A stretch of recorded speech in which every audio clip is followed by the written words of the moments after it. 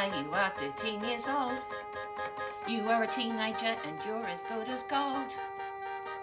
Ricky Baker. Taika Waititi is one of the masters of mixing sadness and cheerfulness to build hope. How does he do this? I'll be citing 2 films to help show how you can use Waititi's technique to mix light with the dark. Waititi uses 3 steps in order to effectively mix these 2 emotions throughout his movies. Step 1. Give the hero a win. Step 2. Take something special from them.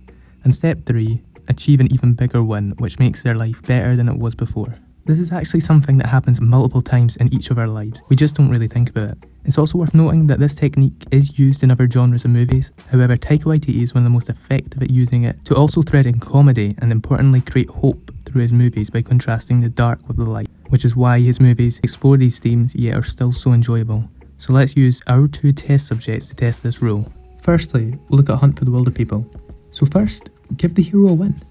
This is seen when Ricky Baker is finally feeling at home in the countryside. For the first time, he has a place in the world where he has a genuine future in. This is made possible in no small part to Auntie, who spends a lot of time bonding with him. There's a future here where life would be good, but not perfect. Hexel has no real bond with Ricky, and Ricky has no siblings, and really anyone to talk to outside of his new auntie. Without her, his life would be pretty miserable again. And this leads us on to step 2. Take something very special from the hero. In Hunt for the Wilderpeople, this is Ricky Baker's motherly figure. This is the only person who has ever cared about him or understood him. This makes the character's life uncertain, which leads on to step 3.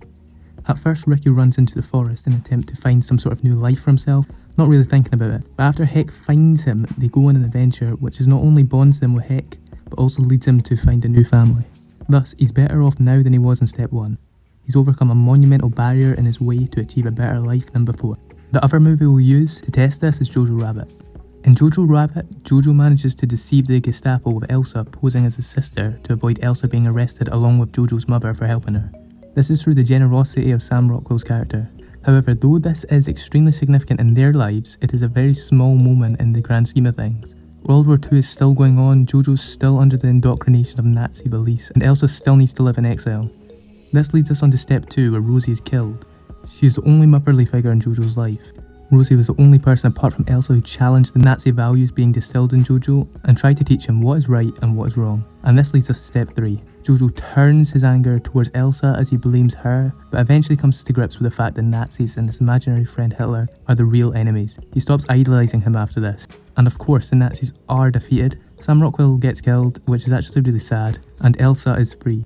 This technique actually happens a lot in Waititi's movies, sometimes in cycles in the same movie. For example, in Hunt for the Wilderpeople, I gave a more summed up 3 steps, but this can be broken down. Say starting from step 1, Heck and Ricky's bond becomes really secure around halfway through the movie. Step 2 is when they are caught and Heck is arrested and Ricky's risking going back to juvie. And finally, step 3 is the reconciliation at the end.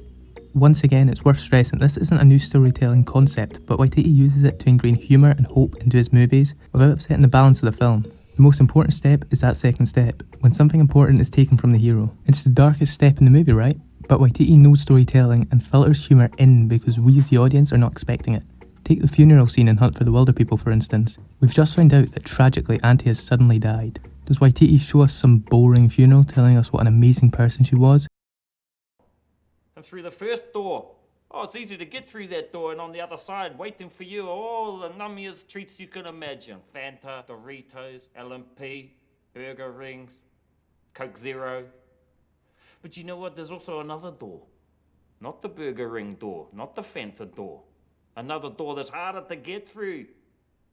Guess what's on the other side? Anyone want to take a guess? Vegetables? No. No, not vegetable. No. By lighting the mood, you can keep the audience in step 2 and give a completely different impression and mood.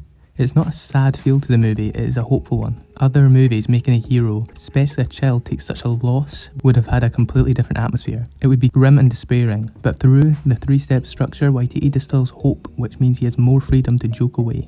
So what's your favourite movie from Taika Waititi? Leave a comment down below. Be sure to like and subscribe too, and I'll see you in the next video.